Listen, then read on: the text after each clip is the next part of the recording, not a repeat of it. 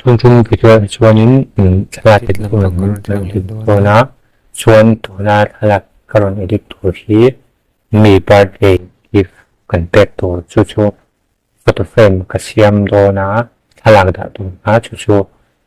phone atang hian karon edit dawna engemaw thian te birthday te mi pek te englo ni chuan tuna ka ti ang hian alo ti thein chu tuna hian ati dan tutorial video amin tikhan karon siama chuan tuna edit dah te engting le kapi amang song te kan tikha tuna hian karon tinang dawna chu tuna editing kan lang sabera chuanin PicsArt app hi kan open anga make a collage te khianin kan click anga kan thlalak edit du kan rem du ho kan select don ni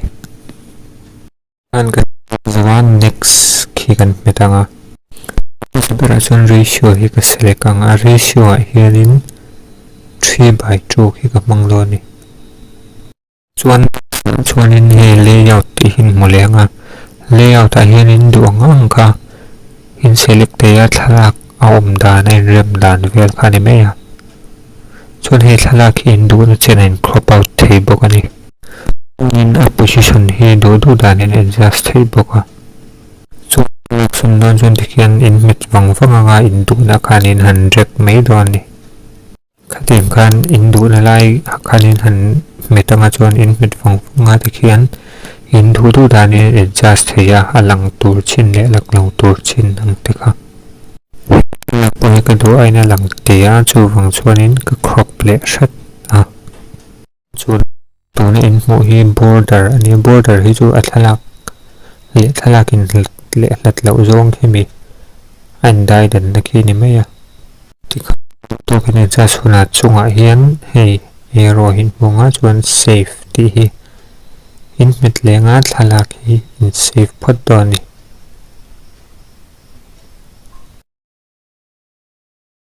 athar PicsArt khan in lut lenga background var in langa chuan crop pen kalanga portrait tin crop doni add photos ti hin monga in thlalak edit zo cheka in import lenga chuan du na laya in adjust anga du in adjust to nowa chunga khian text kan add don tuna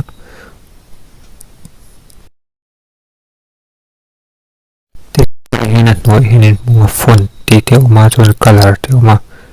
font te hi in du in thlang theya chuma chuan simple de kha kan thlang lo na birthday wish na tur photo frame ani don wang khan nakina nang ni ponin edit tu ni chuan in du dan font te ri khan in du khain thlang theya maseng ton chuma hin a font tin ang ve kamang do na font danglam ludok khacho ain me don lawa fontin tangin karon te vek don ni chona to pa hian aeroplane sticker lem hi kabilanga tlema ati moi nai tu tan karon da tel me don ni editing chu zawa chuan tuna a final result kan lo enang tikhan editing chu kan zawa chuanin khati kha ani na ya thil har sa umwa edit to simple ka shia engemaw editing han pang lak ngai lo tan po khan a har sa lo ani chuanin a thalak thuna ka edit zo se kha hi kat pina to an ki purin ka pe to ta a hi in themo hi birthday gift dana kan print shot tak chuna he frame hi duangin adum ni thei se te adum lawa hi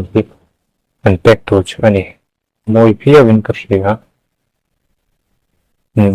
then ikhan phone atangin alak te kha in edit nei thei ta ni ol sam to le hian moi takin a chhuat heya heng me phone na changa lo ol sam mali du dana